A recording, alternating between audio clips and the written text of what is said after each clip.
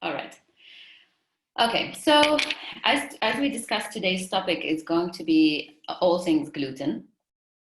And I know that, as Farah mentioned, many people are either self-experimenting with gluten-free diets, or have been advised to do so from a healthcare practitioner for health reasons. So today, what I would like to talk to you about is in the first half an hour of this webinar, is to shed light on what is the spectrum of gluten-related disorders, and explain the difference between celiac disease and non-celiac gluten sensitivity, which are the most prominent gluten disorders out there at the moment, and highlight the importance of gut health and your gut microbiome in the development of disease when it comes to celiac disease and non-celiac gluten sensitivity. And then we're going to outline some testing criteria and the best testing criteria out there and how to treat it. So let's start first with what is gluten. So there's a lot of confusion around this, but gluten essentially, it's a mixture of complex proteins called gliadinins and glutenins, and they are not completely digestible by the intestinal enzymes. So like any protein in the body, we have to cut it up into small amino acids. So think of every protein as a string of pearls, and then we need to cut it up with our enzymes. Think of them as scissors in order for us to actually utilize them in the body. The way the gluten is, and Farah is going to go into details about this, but the way the molecular structure of gluten is set up is that there are sections of that protein structure which our enzymes are unable to cut. And so as a result, this creates inflammation in the body. So the final product is this partial digested mix of peptides, and they can trigger an inflammatory response in the host, which is i.e. us. And that results in leakiness in your intestinal barrier and activates the immune system, which is kind of similar to what would happen if you were exposed to a pathogen like a bacteria, and the immune response to it. So essentially, when you eat food that your immune system responds to as a problem, like gluten, you end up creating this metabolic stress environment, and which manifests in tissue damage and eventually symptomology and disease. So the spectrum of gluten disorders are really defined based on the immune response that they activate in the body. So if you think about your immune system, it's really made up of two sets: your innate immunity, which is your rapid response, which is the surveillance, and then your adaptive immunity, which is the slow response, which is gets called upon, the army that gets called upon when the innate immunity is no longer able to maintain that invader.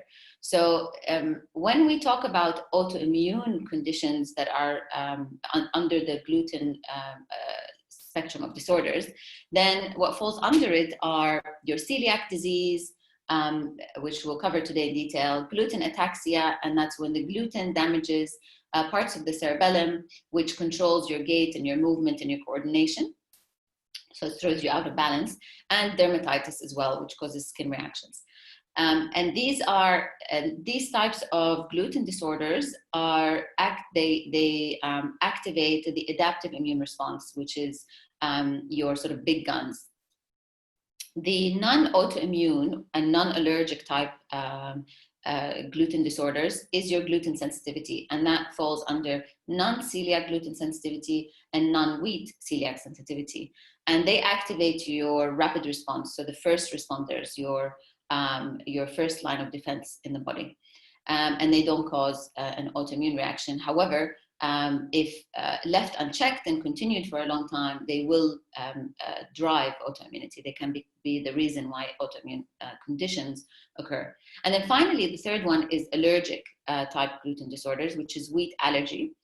And this is, or Baker's asthma or contact dermatitis. But wheat allergen, we're not going to cover it in detail, but what I wanted to clarify here is that it's an IgE mediated, i.e. it's an immediate response to wheat, which tends to cause along the spectrum, some form of anaphylactic response in the host. So the wheat allergy is quite serious. Okay, so let's focus on celiac disease. Celiac disease really, when I think about it, it's the chameleon of autoimmune diseases, because it manifests in so many symptoms in the gut and outside the gut that it can be mistaken for so many other conditions. And it often takes up to 7 years to correctly diagnose somebody with celiac disease. So it is, in fact, an autoimmune disease. And in almost 95% of patients, they will have the gene HLA-DQ2 and or DQ8 present. So you kind of have to have that gene in order to have celiac disease, coupled with the fact that the mucosa, the intestinal lining, your internal lining of your gut is damaged. It's flattened and it's damaged, and you have malabsorption. And it's triggered by gluten. So that's what triggers celiac disease, nothing else. So gluten is what triggers celiac disease. And it creates a specific antibody called tissue transcarbamylase. And that's really important because that's how we test one of the testing criteria for celiac disease. And the thing about celiac is that if you eliminate this environmental trigger, i.e. stop eating gluten, then you can completely resolve the autoimmune reaction in the body. And this is very special for celiac disease when we think about all other autoimmune conditions. And it can be reignited. So if you reintroduce gluten, you restart the reaction and further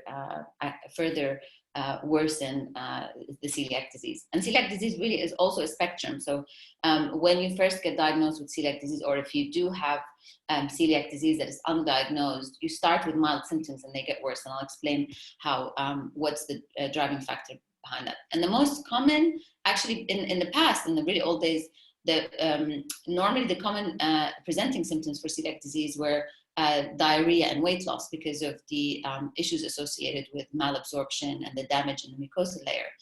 However, now what we commonly see is actually it's anemia and chronic fatigue. And for anemia, it's the reason being is that iron gets absorbed in the first small part of the small intestine. And when that atrophies, when it's damaged, you're unable to absorb iron and you end up with anemia. So that's very common. We see it in celiac disease patients. And then chronic fatigue because of the inflammation that's driven systemically throughout the body.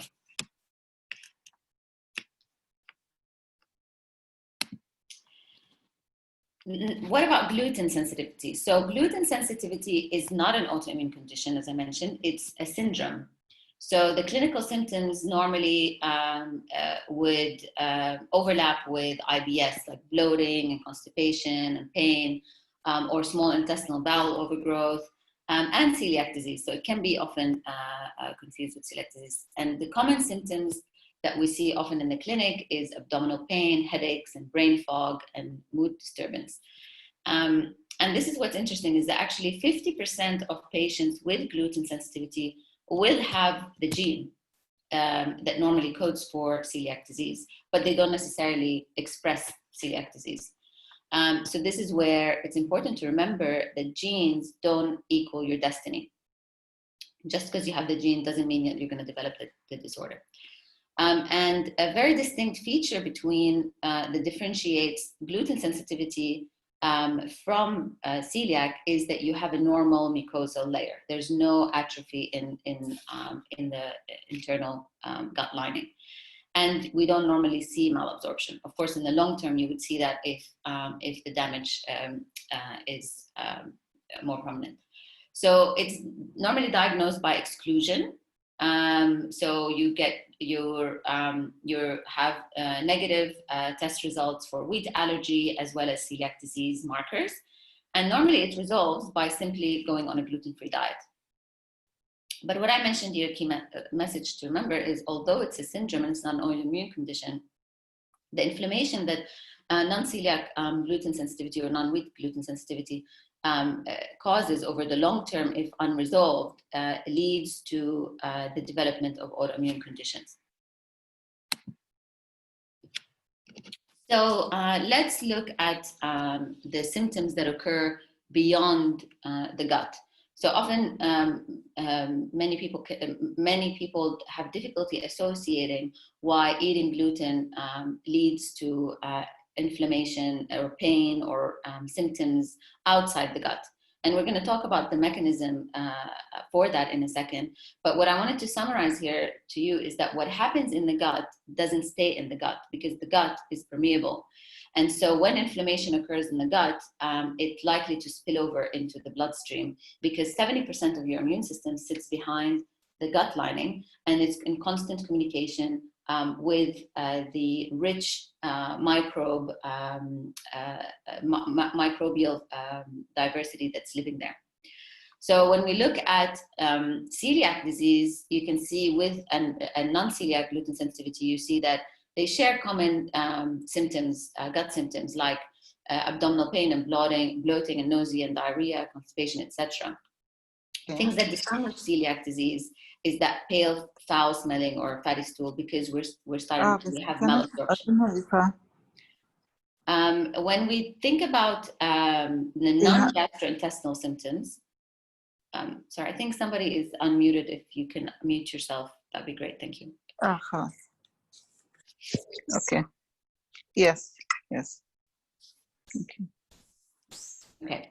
So the non-gastrointestinal symptoms that occur are actually widespread. So you get headaches, fatigue, brain fog, joint and muscle pains, tingling in the hands and feet, ataxia, as I mentioned earlier, depression, eczema, infertility. The list goes on. And I will explain in a second why that happens. But in even a recent study where they looked at patients with gluten sensitivity, most of them had 2 or more symptoms that exist both in the gut and outside the gut. So when we see symptoms, external symptoms occurring outside the gut, we have to think, could there be a gluten sensitivity or potentially celiac? I'm just going to make sure everyone is muted so that we don't have. Okay. All right.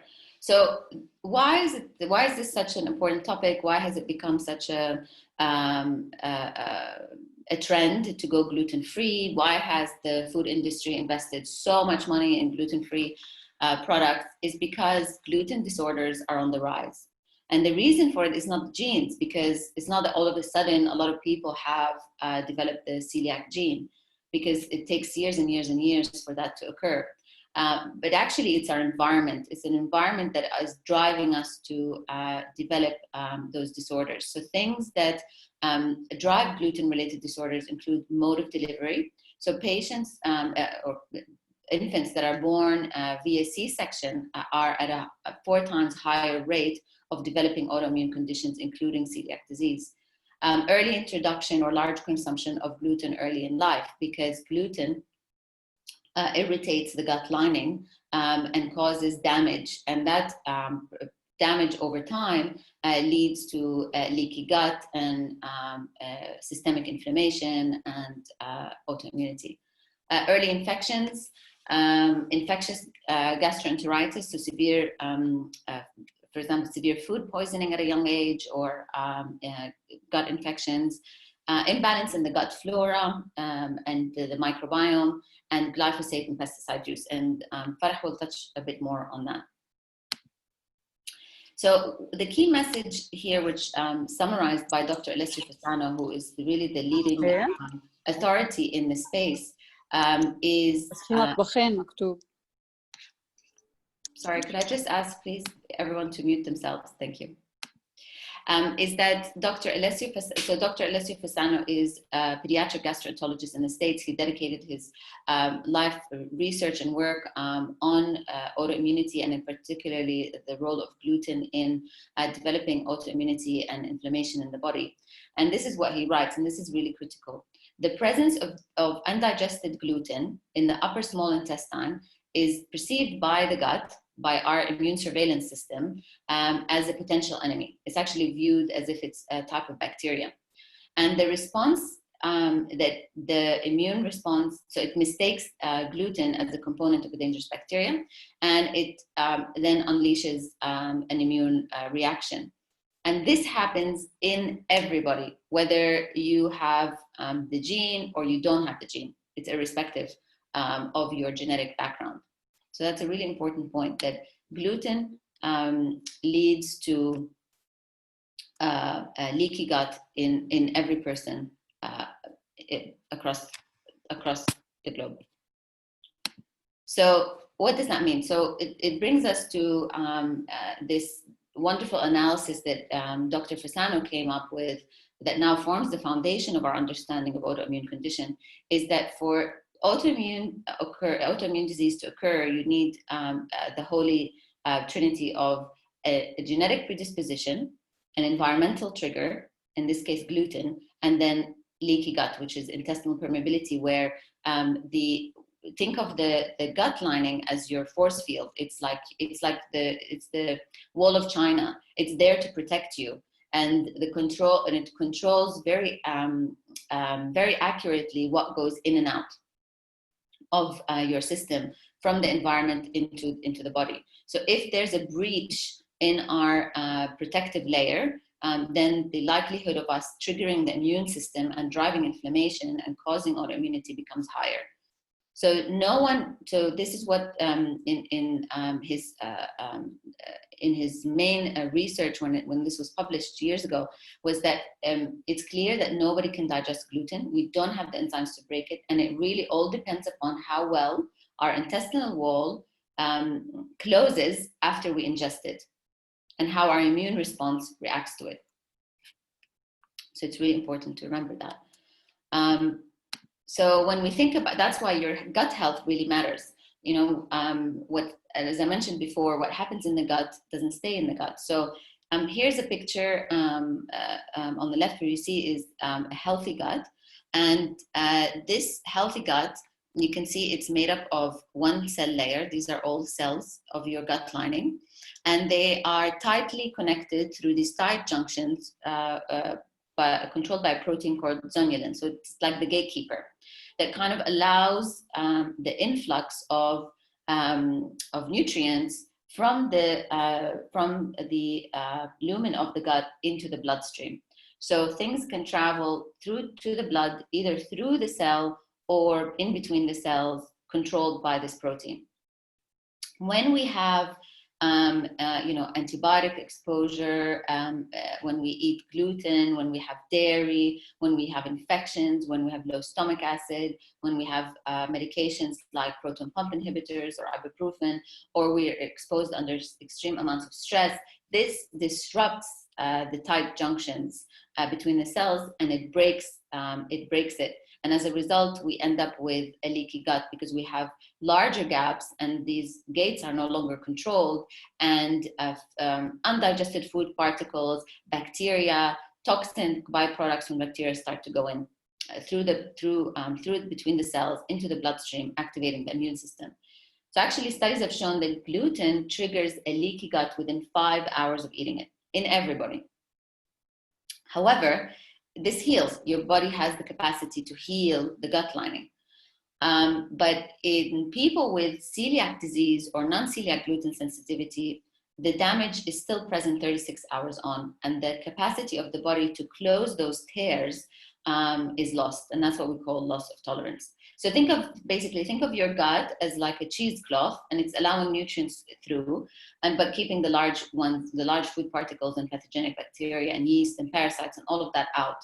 In a leaky gut, the tight junctions these gates are loosened, and undigested food particles and pathogens, etc., they go through into the bloodstream, activating the immune system, leading to inflammation, food sensitivity, and symptoms is what we start to feel.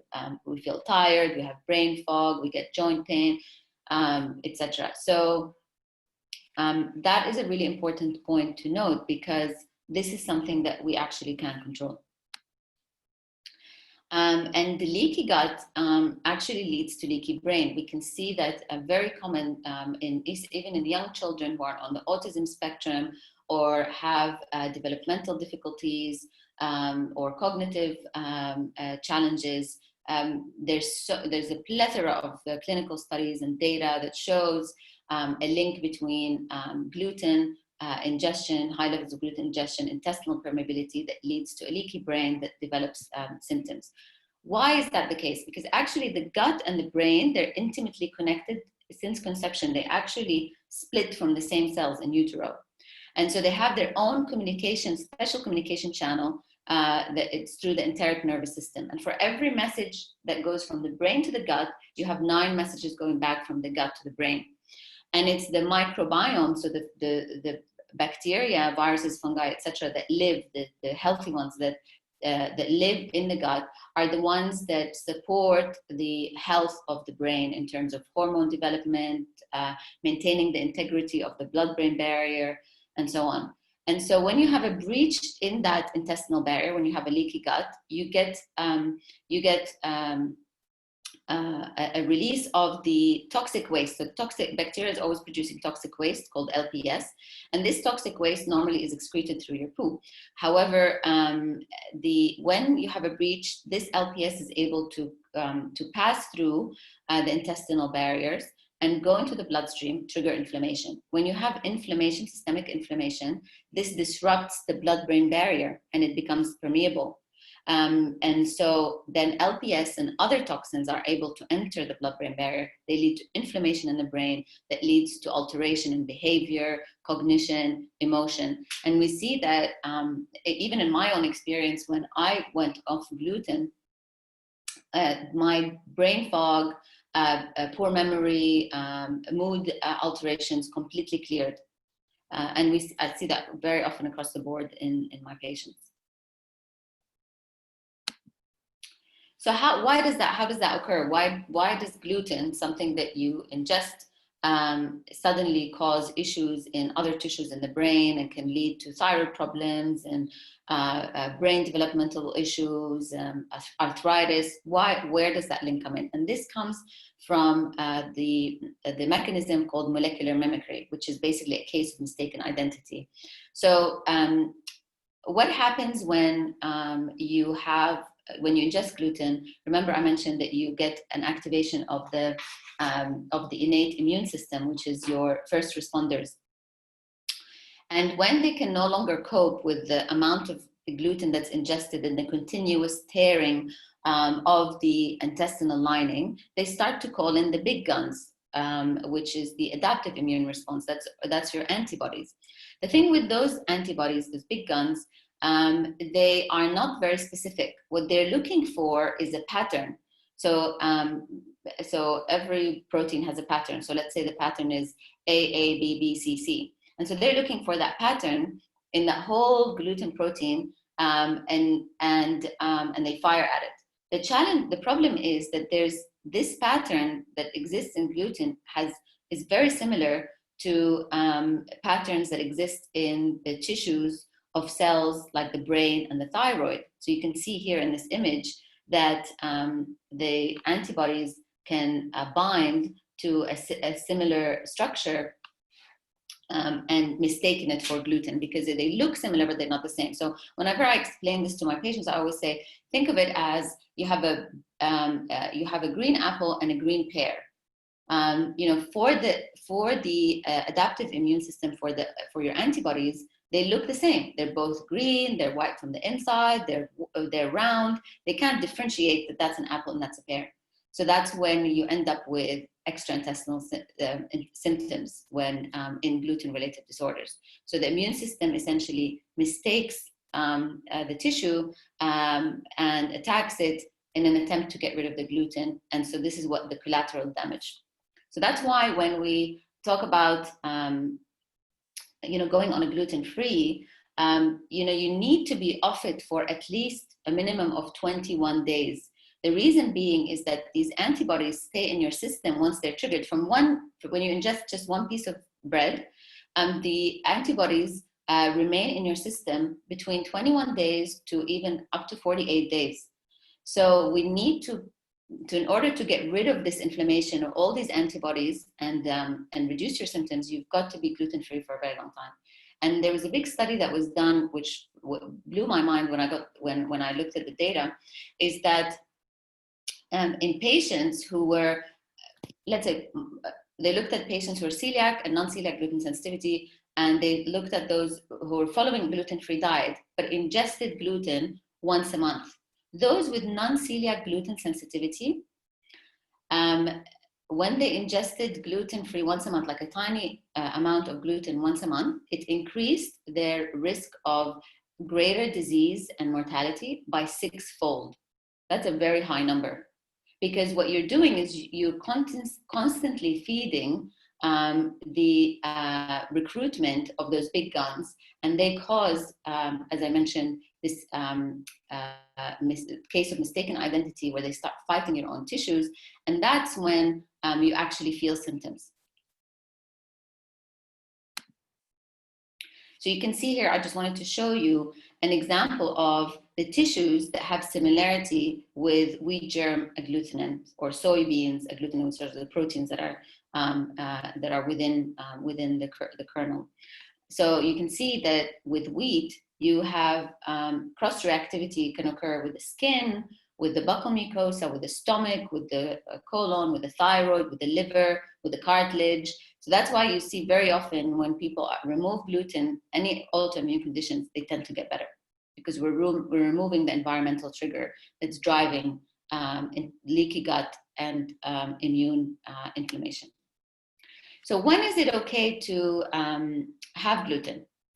If you are a healthy person with a diverse microbiome, if your intestinal barrier is intact, i.e. you don't have a leaky gut or upregulation of zonular, those gate openers, and then if you have a normal function immune system, right, i.e. a balanced immune system with no genetic predisposition, then gluten will likely not trigger a disease. But in our current world and the way we live, the likelihood that we can't hit all three of those prerequisites, because we're exposed to a lot of environmental toxins, we are living in constant stress, and many people have microbiome, their microbiomes are disrupted, because the microbiome, so that's the gut flora that's living inside your gut, can actually change within 4 to 7 days based on the food that you eat. So it's highly responsive to your diet. So you can easily push yourself toward a healthy microbiome or an unhealthy microbiome, and as a result, this will impact your capability to eat gluten. So what tests can we run? So prior it still occurs at this day. We still do biopsies, colonoscopies, endoscopies, etc. But now we have enough knowledge and markers that we can just do a blood test to give us, with good sensitivity and specificity, a diagnosis of celiac disease. And apologies. So these are the markers that we look for when we are testing for celiac disease. So we look at the antibodies, the different types of antibodies against TTG, which is only produced due to ingestion of gluten in celiac disease patients. And we also look at non-specific ones related to gluten. And then, of course, we look at the genetic component, because I mentioned 95% of patients tend to have the gene. In non-celiac gluten sensitivity, it's a little bit more tricky, because you kind of first have to rule out celiac disease. So you have to be negative for celiac disease and wheat allergy. And then what you're looking for is general IgG antibody directed against gliadin, which is the protein within gluten that causes all our problems. So IgG food antibody testing that's normally done, for example, like Genova Diagnostics, would give you a good indication of the level of reactivity you have towards gluten. And you can do an expanded panel where you test all the different types of proteins that are within wheat or gluten. So you can get into a lot of detail, which is great when it comes from a nutritional intervention standpoint. But the gold standard really treatment is elimination. If you eliminate gluten and you feel better, you do have non-celiac gluten sensitivity. That's it. So when it comes to treatment, our focus is, of course, one is gluten-free. When it comes to celiac disease, it's gluten-free diet for life, because you have an autoimmune condition, and that is the direct trigger, the direct and only trigger of your disease. When it comes to non-celiac gluten sensitivity, the goal is not to be on gluten-free diet for the rest of your life, but the goal is to remove the trigger long enough to reduce the inflammation, bring the immune system back into balance, and heal the gut. So you need to do gut healing protocol in both celiac and non-celiac gluten-sensitive patients. And that involves eating whole foods that are whole food diet that's rich in plant fiber, because you need plant fiber for the bacteria in order to produce the metabolites. It's like food for the bacteria, it's like fertilizer, and it helps it grow, but it also helps it produce the metabolites called butyrate or short-chain fatty acids, and these are used by your gut lining in order to regenerate and heal and seal. Probiotics and prebiotics, of course, L-glutamine, slippery elm, deglycerized licorice, serum bovine immunoglobulins. These are all tools that we use in functional medicine to help heal the gut and heal and seal the gut and reduce inflammation. And then zinc carnosine, which helps actually in closing the gap, so it supports that gate between the cells of the gut, and also digestive support if required. So if people have low digestive enzymes, which impacts the pH, that's going to alter the microbiome balance. So we definitely would support that as well. So ultimately, what we're trying to shift you is into a very healthy, robust gut and microbiome in order to protect you, like strengthen your force field, so that even if you ingested gluten every once in a while, for a birthday or a celebration or so on holiday, that it's not going to trigger that massive inflammation in the body and cause you undue symptoms and pain. However, there's a word of caution I want to mention, and Farah is going to go into this in detail, but it's really, really important that when you cut gluten out of your diet, that you do it under the supervision or guidance of at least of a healthcare professional, such as a nutritionist. The reason being is that fiber is the main source of energy for bacteria species, for certain bacteria species in the gut. And as I mentioned, it produces the compounds that are needed by our gut cells to actually heal and regenerate. So our gut cells are constantly regenerating. If I remember correctly, you regenerate your gut lining every 7 days, because that's how active the gut lining is. So it needs a high volume of the breakdown, the metabolites of fiber. And you only get that through having a healthy microbiome balance.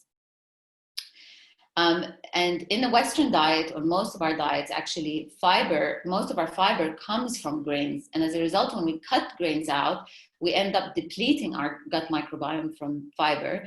And this makes it less protective, more inflammatory, and actually increases the risk of disease. We've seen that patients who go on a gluten-free diet with underlying conditions, such as cardiometabolic disorders or cardiovascular disease, it doubles their risk of mortality when they go on an unsupervised gluten-free diet, because they have a severe depletion in their fiber intake. So celiac and non-celiac gluten-sensitive patients going on a gluten-free diet in the study showed that you end up with a significant imbalance in the flora, and with a reduction in a particular bacteria called Faecalibacterium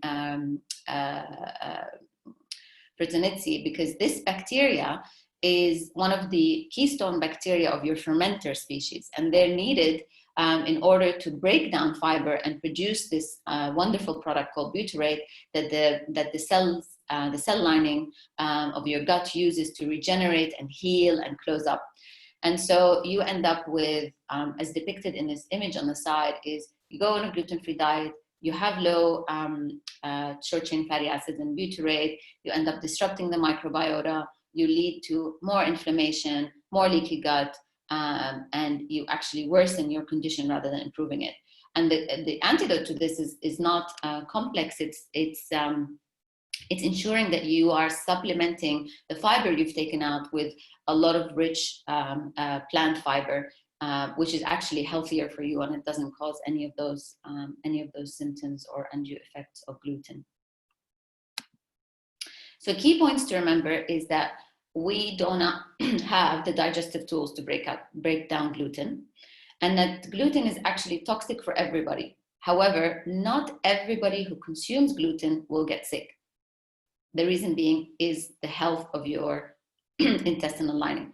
So gluten contains component amino acids that, so remember the pearl necklace, and there are certain pearls in that necklace. Each pearl is an amino acid. These certain pearls, they actually cause intestinal permeability, they cause leaky gut in every human, and that leads to an immune reaction because the immune system, most of it sits behind the gut lining.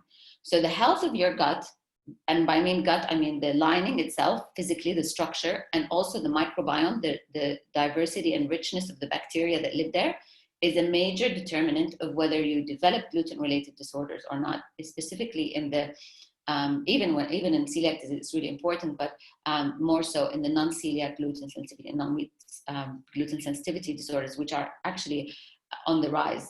So I think the latest figures, there's not really an accurate figure in terms of incidence or prevalence, but celiac disease is about 1%, but non-celiac gluten sensitivity is about 6% of the population. So, and the number is wildly inaccurate because we know that there's a lot more, it's just the diagnosis is not that great.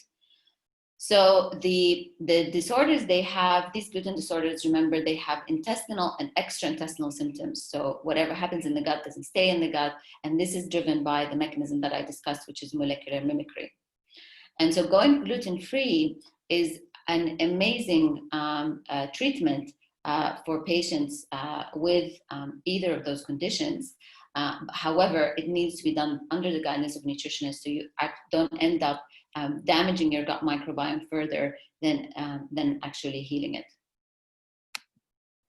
So you can learn more. These are really great books that you can read, which are wonderful resources that can give you insight into what gluten is, how it affects you, how it drives autoimmunity, and all of them contain delicious recipes as well that you can use as an alternative way to boost your health, your immune system, and protect your gut lining that are gluten, wheat, and dairy free.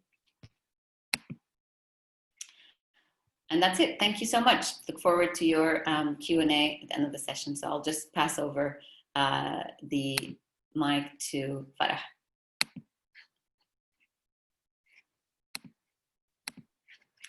Thank you very much, Amal. That was super. Okay, so let me share my screen. Amal, if you can just give me the... Yeah, I just did, sorry. You did, okay. Go for it.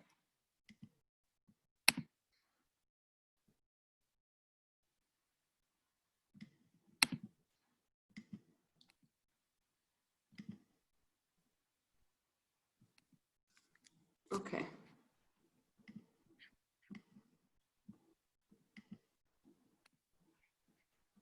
Okay, so I'm going to be talking more about where we can find gluten. I mean, the different foods that contain gluten. Gluten can be hidden in so many different foods, so it's not necessarily the obvious bread, pasta, and cereals. So it can really be hidden in food products, non-food items, and then we can take it from there. So just as a quick recap, what is gluten? So gluten is a protein. Okay, so gluten is the protein that we find in wheat, rye, and barley. So anything derived from these foods, whether it's a food product like pasta or something that acts as a filler or as a binding agent, can contain gluten. Okay, so gluten falls under the umbrella of prolamins, and this is a storage protein that we find in legumes like beans, chickpeas, lentils, and grains. So gliadin is one of the main proteins that is problematic. So gluten contains different proteins, but gliadin seems to be one of the most problematic ones. I always get this question, why now? Why is gluten an issue now? And to be honest, I mean, what we eat nowadays is really very different to what, you know, our great-grandparents ate and our great-great-grandparents. The fact that the different herbicides, pesticides that are added to foods, the genetically modified foods that we eat, all negatively impact our health. So since the domestication of wheat, the hybridization, this has really changed the composition of wheat and gluten. So the amount of gluten in wheat has really dramatically increased over the past hundreds of years. So, I mean, not too long ago. So again, through the genetic modification of the different grains and through the addition of herbicides like glyphosate. Glyphosate has been in the news over the past couple of years, and it's been shown to negatively impact hormones. It's been shown to negatively impact oxidative stress in the body, gut microbes or gut microbiota and gut health. So it's been found to have so many negative effects on health. And it's believed, or some studies have shown that maybe it's actually the glyphosate in gluten that's causing the problems, not necessarily the gluten. So we really don't know, okay? But that being said, even individuals who consume organic, let's say wheat, still struggle, okay? So it's definitely, if someone consumes gluten, then we would encourage them to focus on organic-based foods because it doesn't have the glyphosate and the herbicides and so many other additives. But then if an individual is struggling with gluten, then they have to eliminate it all together. So again, the increased gluten content of wheat, the herbicides, the residues that have been added have all contributed to a leaky gut, dysbiosis, or an imbalance in good versus bad bacteria, and gluten intolerances. So these are the foods that contain gluten. So a variety of different grains like barley, farro, rye, spelt, wheat, and then things like semolina or smead, burghul, couscous. So these are all gluten-containing foods. Okay, so I mean, a lot of these we tend to consume on a regular basis as part of our cultural eating habits, and we may not necessarily know that they contain gluten. So something like burghul, for example. And in individuals who are very sensitive, even a little amount of gluten goes a long way. So this is where we say that it's all or nothing. You either eliminate gluten completely, because even if you eat a little bit, this can trigger certain reactions. So going off gluten, I would normally suggest for at least 6 to 8 weeks. As Amal said, the antibodies can be, you know, lingering in the body, and it could take up to months, several months to really see these antibodies go down. Okay, so these antibodies that have formed against gluten go down. So eliminating it for at least 2 months is really the way to go, and going or eliminating it 100%. So these are some other foods with gluten. So things like cereals, granolas, even sauces like soy sauce, ketchup, marinades, salad dressings, anything with a caramel color, processed meats, so cold cuts, mortadella, sausages, turkey, gum, candy bars, sometimes even seasonings or spice blends. Remember that gluten is added as a thickener, as a flavor enhancer, a filler, emulsifier.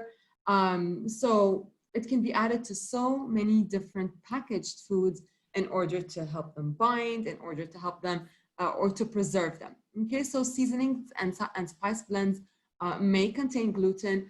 vegetarian meat substitutes. So again, these vegan burgers, vegan sausages, beer, canned food, for example, again, tomato sauce, packaged broth or stocks, and anything that's breaded or battered. So for example, frozen burgers, frozen fries. So anything that has been coated, of course, in breadcrumbs will contain gluten. So the key is really to read the label, and we'll talk about this in a little bit. So, and one important point is to also note, and one of the challenges that I tend to hear people say is that they struggle most of the time when they eat outside. Okay, so when they eat at a friend's house, at the restaurant, because so many times the individuals, let's say, who are working at restaurants don't necessarily know if the food or what foods have gluten, okay? And sometimes they could be marinating chicken, for example, in soy sauce, and therefore the gluten is there, okay? So even if it's not breaded, it's not battered, but it can still be marinated in something that has gluten. So gluten can be very sneaky. There are also non-food sources of contamination, okay? So let's say cross-contamination in restaurants, even in the house, if you are, cooking something that's breaded or cooking something that contains gluten in a saucepan and then use the same saucepan for something else that you're trying to make gluten-free. So there could be cross-contamination, even in a toaster. Okay, so if you're toasting regular bread and then gluten-free bread, there could be cross-contamination, and in a very sensitive individual, this can be detected by the body. Foods that are sold in bulk, so if you are, let's say, purchasing spices or grains or legumes by the bulk, can you just make sure that your microphone's muted, please? Thank you. So if you're purchasing things in bulk, particularly if you're using, or if the individual is using the same scoop, then there could be a chance of cross-contamination.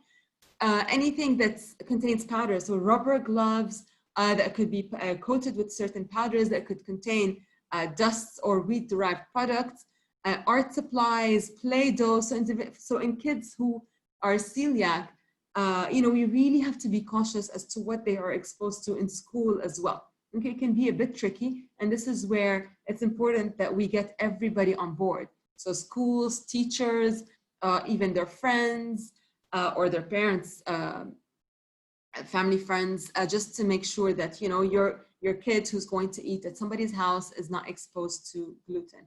Personal care products, so shampoos, makeup, detergents, cleaning products, even some medications and supplements will also contain gluten. Okay, so remember, it's added as a filler.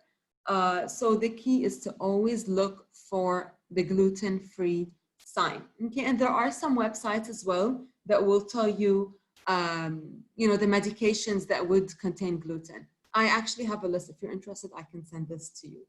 And supplements will tend to say whether or not they are gluten-free.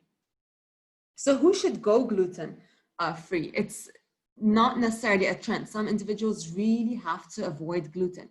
So as Amal said, individuals with celiac disease, if they've got a wheat or gluten allergy, gluten ataxia, dermatitis, or herpetiformis, and then non-celiac gluten sensitivity. So an individual with non-celiac gluten sensitivity could be struggling with symptoms for a long time and not necessarily know that this is from gluten, okay? They may realize over time that, hey, it's after I eat pasta or bread or certain foods. Okay, and this is where I suggest writing or keeping a food and symptom journal just to note down the symptoms that you experience and then trying to link them back to the foods. Okay, so non-celiac gluten sensitivity, individuals, it's also very highly recommended that they go off gluten. Now, for individuals with an allergy and celiac disease, going gluten-free is for life.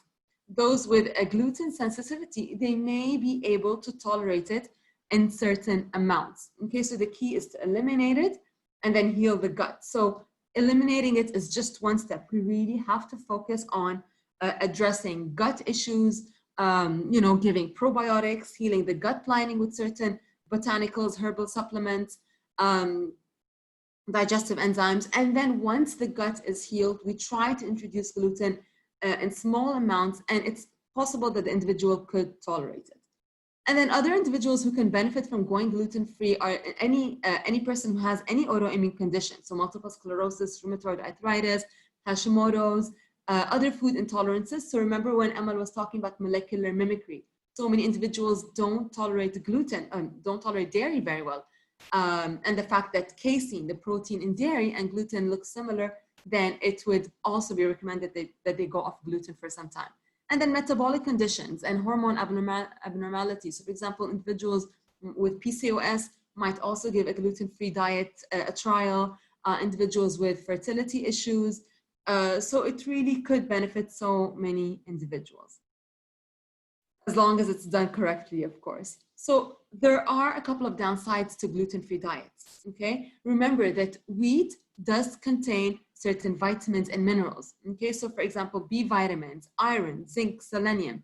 So gluten-free products, when with the avoidance of wheat, they could be lacking these nutrients, especially if they are going for processed gluten-free products, because a lot of these gluten-free products are not fortified. These nutrients have not been added into the gluten-free foods, okay? And plus, it's important to note that an individual with celiac disease, because there's damage to the small intestinal wall, and most of the nutrients are absorbed via the small intestine, then they are at a higher risk of nutrient deficiencies, okay? So iron deficiency, magnesium, zinc, B vitamins, selenium. Okay, so it's really important that in individuals with celiac disease and anyone who decides to go on a gluten-free diet, that they are guided the right way.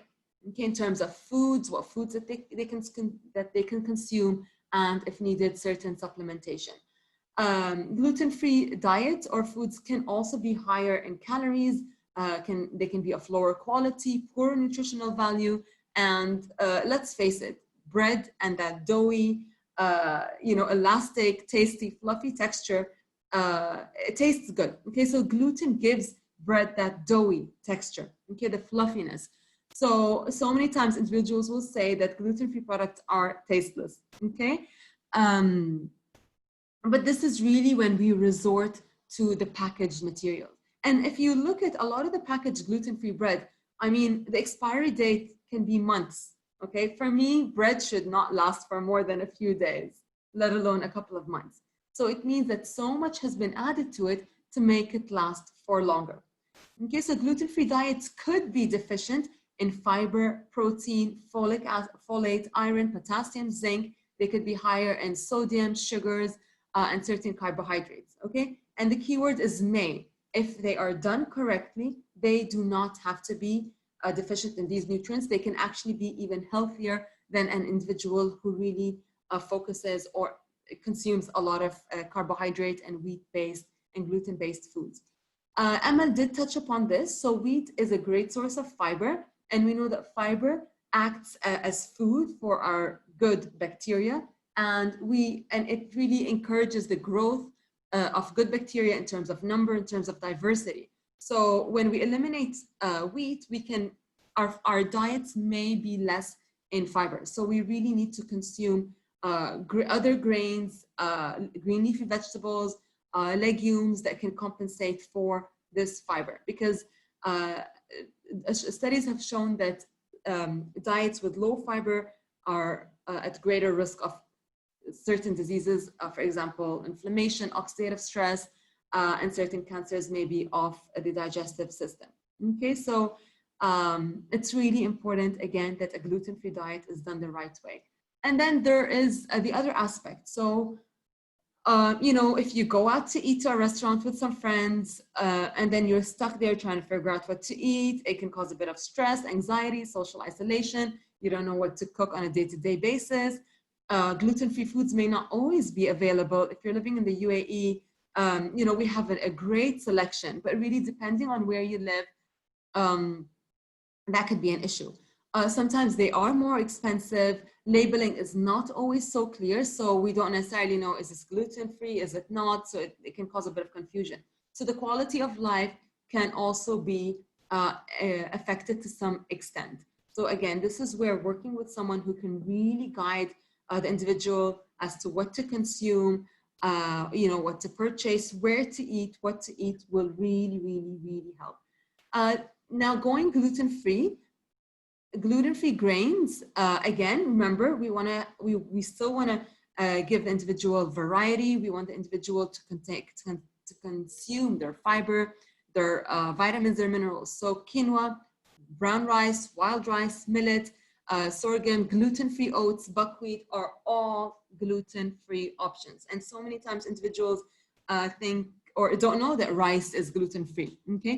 Now oats is very tricky because regular oats there could be cross-contamination between wheat and oats, okay? So anytime you purchase oats, please make sure that it says gluten-free, okay? That way you will guarantee that it's actually it does not contain any gluten. Regular oats that do not say or indicate that they're gluten-free could potentially include gluten.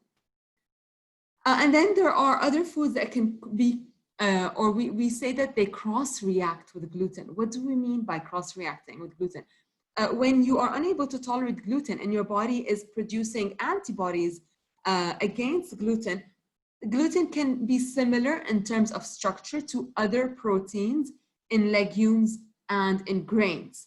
Okay, so the body, when it's producing these antibodies, can kind of get confused and it sees everything as gluten.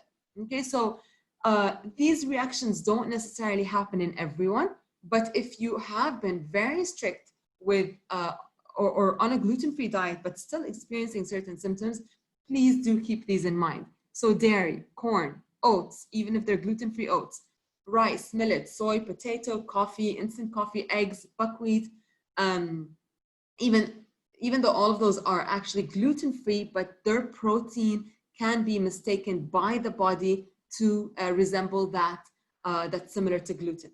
Okay, so please do keep it in mind if you are still reacting. And there is actually a test by Sarex Labs, and this test looks at all of these and a couple of more foods that could possibly cross-react with gluten. Okay, so this is a test that we offer, and then it can, it can give you an idea if you don't know what's going on, and rather than eliminating everything, you could possibly get tested and then have a clearer picture. Remember when we said it's so important to read the food label? Okay, so and gluten can be, it might not necessarily be very obvious. Okay, so it can be in the form of malt flavoring, for example, that contains barley, natural flavoring, again, whole grain oats. Oats are not necessarily gluten-free, so please read the label. In this case, this food indicates that it contains soy and wheat ingredients.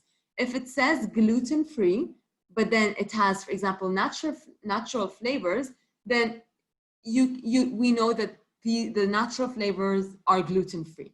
Okay, so you can trust that gluten-free foods do not contain gluten, although it's important to note that they actually do contain a minimal amount of gluten. So gluten-free foods can contain up to 20 ppm. Okay, so 20, let's say, parts per million of gluten, but this is tolerable for anyone with an allergy or celiac disease. So even though it does contain minimal amounts of gluten, research has shown that this is still tolerable. Okay, so anything that contains above that 20 cutoff cannot be labeled as gluten-free. Okay, so again, that's one thing to note. And then on a menu, if you're eating outside, please, anything that says fried, coated, crispy, it's likely battered and it has breadcrumbs. So please do inquire, ask the waiter, ask the chef. If you're really trying to avoid gluten, if you're trying to get your child to go off gluten, it's so important that, to stay off it wherever you are, because that one time can trigger symptoms. I also get asked, what's the difference between wheat-free and gluten-free? Now remember, gluten is one type of protein in wheat. So wheat has other types of proteins. an individual can be allergic, for example, to other proteins in wheat, okay? And they might be able to tolerate maybe rye or barley, okay? So wheat-free, it means that a product can still contain gluten if it contains rye or barley. It just does not contain wheat, okay? But if it's gluten-free, then it does not contain wheat, it does not contain rye, it does not contain barley, okay? So it's important to differentiate that if you're going gluten-free, but a label says wheat-free, that this product can still contain gluten. And individuals who are, let's say, who have an allergy to wheat can be allergic to some of the other proteins that are found in wheat. So please read the label. These are signs that can indicate gluten-free, okay? So they are third-party certified gluten-free labels, whether you're in the US, Canada, Europe, it can really differ, okay? So the label can differ. Sometimes it could just say gluten-free. These are common brands. Please note that I'm not advocating for these brands, okay? I actually find a lot of them to be very processed. So this yellow one, it's actually very widely available, sure. You know, I mean, if you're consuming them occasionally, then that's not an issue. But if this is something that you are relying on a day-to-day basis, please note that they can really be heavily processed. They can be full of sugar, they can still be full of additives and preservatives, and even though they're gluten, okay? So that they can still be very rich and refined sugars, and this is what we want to try and avoid. Glutino is another product. Bob's Red Mill. I tend to like Bob's Red Mill flours. So for example, almond flour, oat flour, buckwheat flour, quinoa, they have they honestly have such a large variety of products. They even have sometimes cake mixes and pizza mixes and paleo bread mixes, you know, for occasional use. And then beef-free is something else I've seen in the UAE. So these are common gluten-free brands. You could have definitely more options wherever you are, but remember that many are heavily processed. So what I usually do at home is I buy a bunch of Bob's Red Mill products in terms of the almond flour and the oat flour, buckwheat flour, and then I just make my own bread or crackers at home. I add seeds, I add different forms of nuts, flax seeds, chia seeds, and then when you make it at home, you can really, you know what's in the food, okay? You can limit what's going on what's going in terms of all of these extra non-nutritious ingredients. So where do you start? How do you go gluten-free? It's important that you discuss it. Discuss it first with your health. Whatever I say, it has to be done under the guidance of someone who's knowledgeable in terms of nutrition, in terms of diet, because that individual can guide you. So discuss it with your family, people that you live with, discuss it again with schools, colleagues. It's good to have everybody on board, okay? Because ultimately you need that support. It could be a challenge in the beginning, but you need that support. Planning and some more planning. Okay, so plan a week in advance what you're gonna be having the following week. Research some recipes. Check what you have in your fridge, in your freezer, in your pantry. And my suggestion is, let's say if your child is trying to go gluten-free, I would really recommend that the whole family goes gluten-free, okay? And this is really to support the child, okay? Because if the child sees that, the siblings are eating one thing and the child, he or she, is eating something else, they can really feel left out and it can affect their mental health in a negative way. So I would suggest that everybody goes on board to support that child or to support the family member. So plan beforehand, clear out your fridge, your pantry for possible temptations. Do some research, again, recipes, any restaurants. Before you go to restaurants, you might want to consider, if they offer gluten-free options. Certain supermarkets may stock up more on gluten-free products, and then make sure that you have all the essentials. Okay, that let's say if you've got your recipes, then you know that you will be needing these flours, these products, so that anytime you want to make a gluten-free bread or a gluten-free recipe, you have it on hand. And scrutinize the labels, label reading, read the ingredients list, check for labels, a gluten-free third-party testing logo, because ultimately that's going to tell you whether the food or the food contains gluten or not. And then, like I said, you know, communicate with the restaurant anytime you're eating outside, inform your friends. You know, maybe if it's someone you're close to, you might want to consider taking a dish where you know that at least you're guaranteed to have something that's gluten-free. And it's important, again, that you stick to a gluten-free diet for at least 2 months if you have non-celiac gluten sensitivity, in order for you to see positive results. For someone with celiac disease, it has to be, you know, it's a lifelong commitment. But the good thing is that your symptoms can be resolved almost immediately. Okay, so whether it's a brain fog, whether it's a rashes, whether it's digestive issues, your symptoms can really be gone sometimes within a couple of days. So that's really good. Some gluten enzymes that can be consumed for those you know, who have started introducing gluten, if they have non-celiac gluten sensitivity, but then they realize that after some time they are able to tolerate some gluten, they might want to consider having certain digestive enzymes to support them. Okay, so in case they are traveling or they've eaten outside and they know that they're going to consume gluten, or there's a chance of an accidental consumption of gluten, then this is something to take into consideration. Okay, so only to be used when needed and not to rely on those. So here are a couple of resources in terms of information, in terms of recipes. There's an app that you can use, again, depending where you are. You can scan certain barcodes. It can tell you whether it contains gluten or not. And I haven't put my email here, but I will include it. And I'm happy to answer any questions. And if you ever need any information, please don't hesitate to let me know. I've also mentioned that I've got a list of medications that could have gluten. I'm also happy to share that if you need it. So thank you so much.